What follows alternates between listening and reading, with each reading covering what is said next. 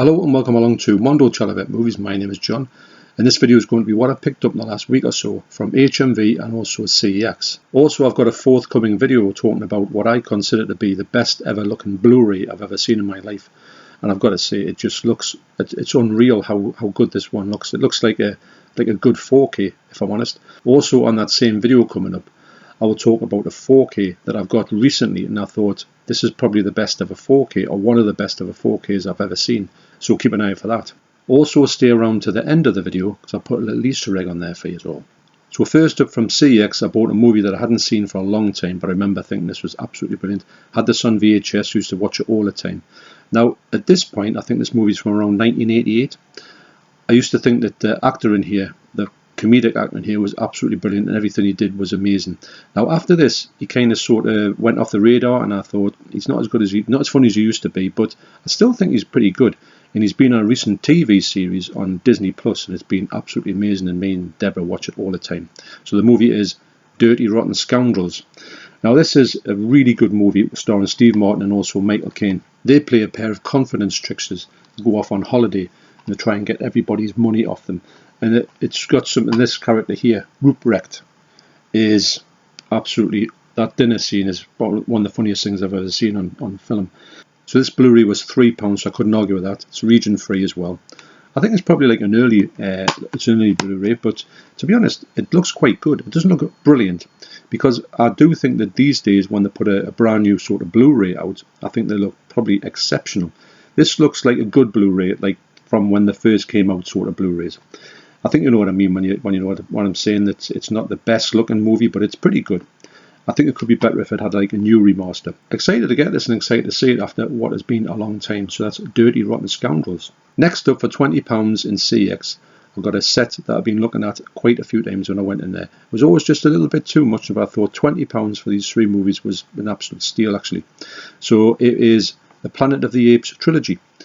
Now this has the Rise of the Planet of the Apes, Dawn of the Planet of the Apes, and War of the Planet of the Apes. You've got a slip cover, which is a bit of it's one of those slip covers that's very easily damaged, and you get the discs in. Now it's strange that you get all these pictured discs and you don't get the War of the Planet of the Apes, or War for the Planet of the Apes in standard ones, but it is what it is. And the box itself it's in pretty good condition, but it's got a little bit of shelf wear. I think that this because this is not in the like a tough box, which I think all of these things should be in a tough box. It's showing a bit of shelf wear, but it doesn't look that bad. So what I did, I flicked this on just to see what it looked like, and Rise of the Planet of the Apes looks quite, I would say it's not jaw-dropping as a 4K. It's all right. It's not bad at all. But I think that it wasn't as like I thought it was going to be really good, but it didn't really sort of like come alive for me as a sort of standout 4K. But it was pretty decent. And Dawn of the Planet of the Apes, which is strange, the other ones are all in 235, and Dawn is in 185, which is a bit of a strange change in aspect ratio for a movie that's like a trilogy. You think it would all be one or the other. Dawn of the Planet of the Apes looks pretty good actually. It looks what I would have thought Rise of the Planet of the Apes would look like. It looks very sharp, very colourful, very detailed as well. The movies themselves, I like them all. I think they're all a good trilogy, and I think they tell a good story all the way through. But the best one for me, for picture quality, was War for the Planet of the Apes. I thought that was one that's really stood out. And I remember seeing on Blu-ray, and I thought the Blu-ray looked really good. But I always thought that the Rise of the Planet of the Apes was much better than it was. Well, I was expecting a little bit more. But I'm not really taking it away for £20 to get these three movies on 4K. Now, I will be watching these because it was they've been due a rewatch. My son has actually got them on Blu-ray, but I wanted to definitely get this one on 4K just for the collection, and very happy to pick it up for £20. So that's the Planet of the Apes trilogy. So next up, I went to HMV in the America Centre, and I was talking to my good friend Stephen Monkey Mason. A link to his channel down below, Lonely Tree Entertainment. We're having a good chat about this and that, and we've got a few things that sound pretty good that are coming up in the future. Can't say anything more than that, but I was really glad to have a chat with them and talk about possibilities of things happening. That's all I can say about that. But I did notice that HMV had the 2 for £15 on the premium edition sale. So the first one I picked up was Them. Now this is spine number 1 actually. Now funny enough, I don't keep these spines together. They're kind of dotted all over the place. Some of them are in the horror section, some of them are in just like a regular section. Now I don't collect them all like my good friend Alan does from Kermit's Ghost channel. Link to his channel down below. He has the whole lot. I'll try and find a video of his that's got every single one in it, because he's been collecting these religiously from day one. And it's a massive, impressive collection. They look great on the shelves together, but I don't own that many to put them all together, unfortunately. It's a bit like Criterion. Some of them I really like and some of them I'm just not that much into. So this one here, it's ones I used to watch this on the TV all the time. So this has got some art cards in here, in this set. I haven't opened them.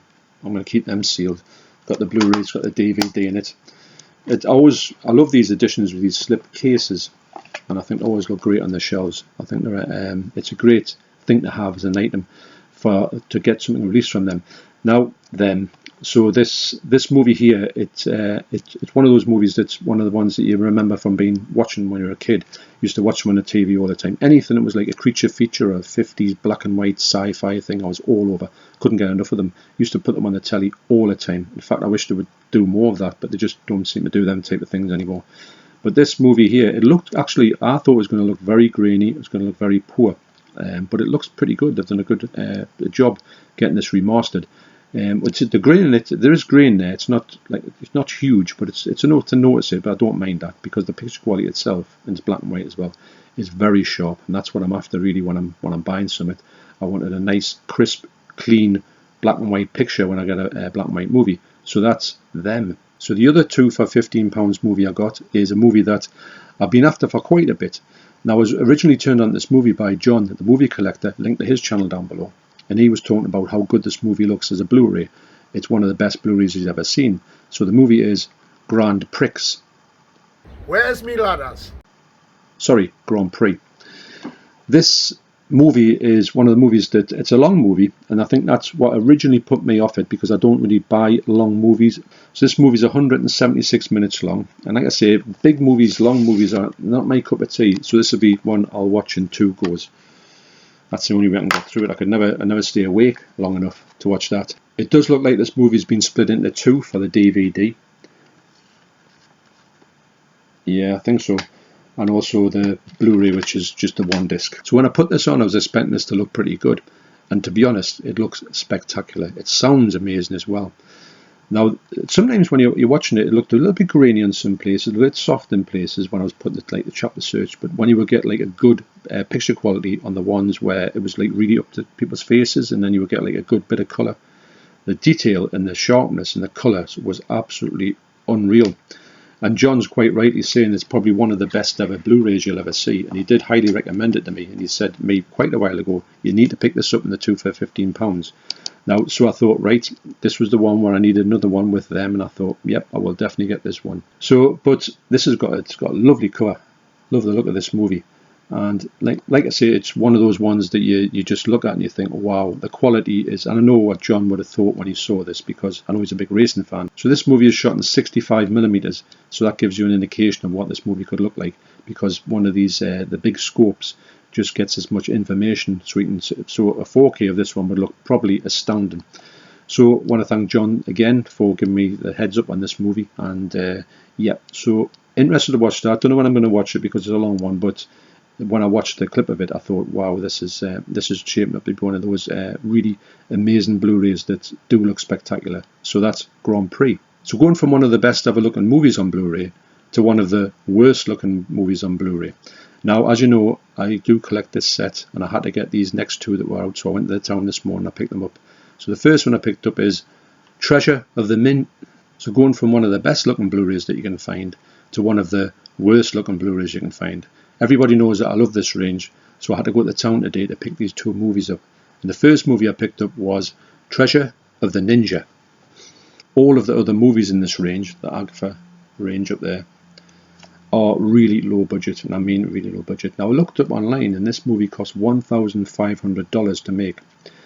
And I tell you what, if someone said it cost $5 to make, I would have not believed that, because this is something you could do in your own back garden. Now, I just had a quick flick through it. It does say, it always says that, you know, you've got these 2K restorations, you've got this and that and whatever, but don't ever believe that.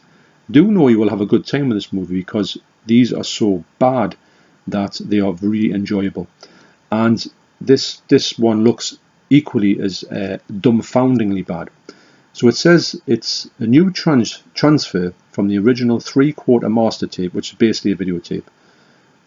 And you also get a new film, which is previously unreleased and transferred in 2K from the original Super 8 elements. Now, Super 8 is one of the handheld thing with has got no audio in it.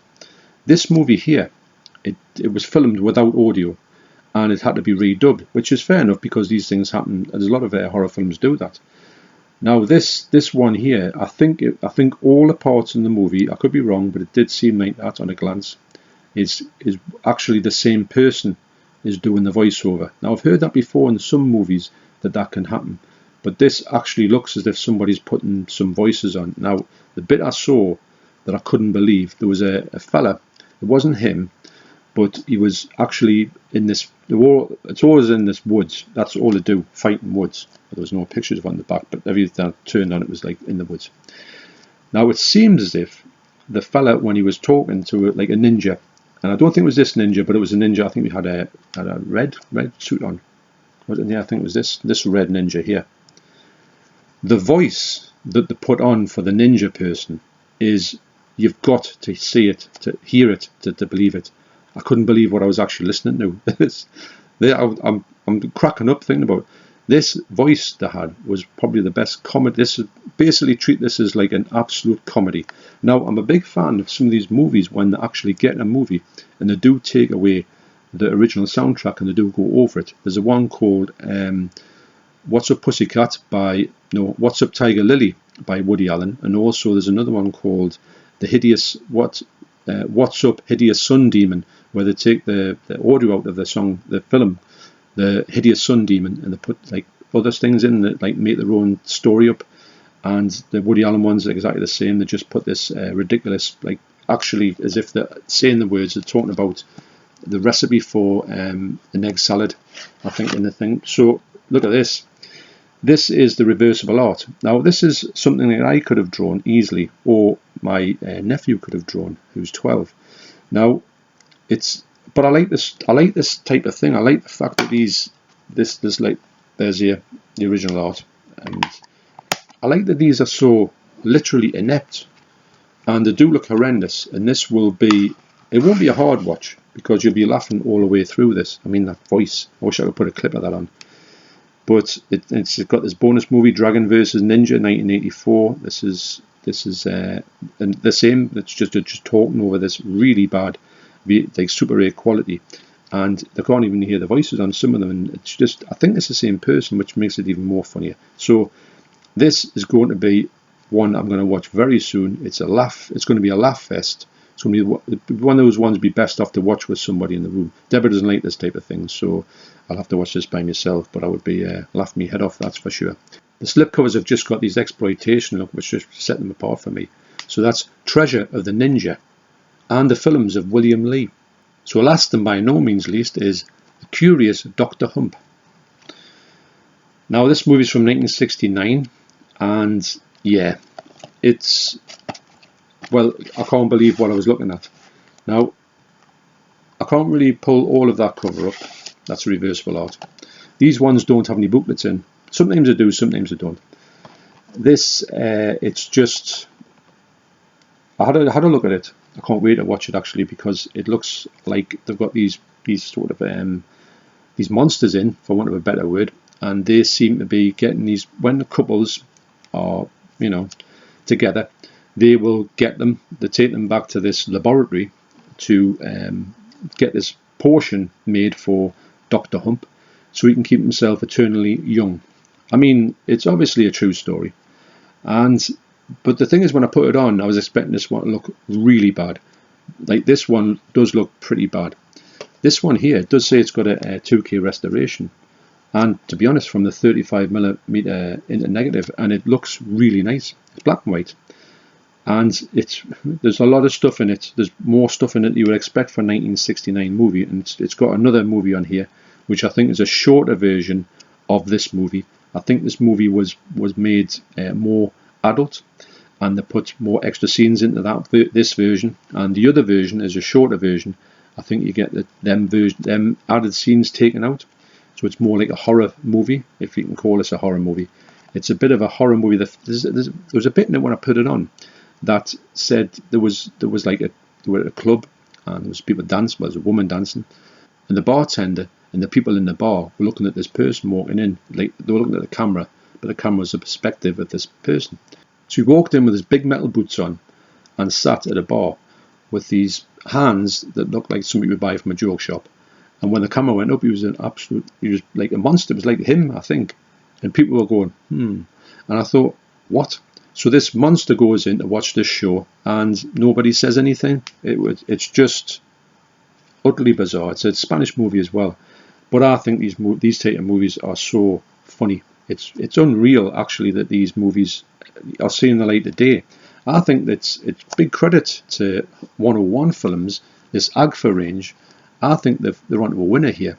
And to be honest, I thought these ones would sell out quite quickly, but they're still in the shelves, even the earlier ones. And I do plan to, I have got a couple left to watch. I've got these two, and I think I've got two in there that I've got left to watch, so I want to watch them all. And then I'm going to maybe do a video on what I think of all of these films, because to be honest, if you're a fan of really utter, well, not rubbish, because they're not rubbish because they entertain. And I think if something can get you entertained, then it's not rubbish. But beware, they are ultra low budget schlock, basically. But I think if you're into that type of thing, which I am, you will have such a blast. This one looks preposterous. This one just looks insane. So what more can you ask for in a movie? And to be honest, for £15, the lovely presentation, well, the cases and the cover artwork is, I wouldn't say too much about the actual movies looking lovely, but they do. I think, actually, to be honest, I've said it before, I don't mind that these ones don't. I mean, you've got that Prix there that looks like nearly like borderline 4K, and these ones here look like they've been kept in a bin. And I think actually some of them up there, they were kept in videotapes in a bin in somebody's garage, and they were actually put from the videotapes onto the disc. So yeah, wow, ultra low budget and ultra entertaining. So thanks for watching, you take care, and I'll see you on the next video. Cheers.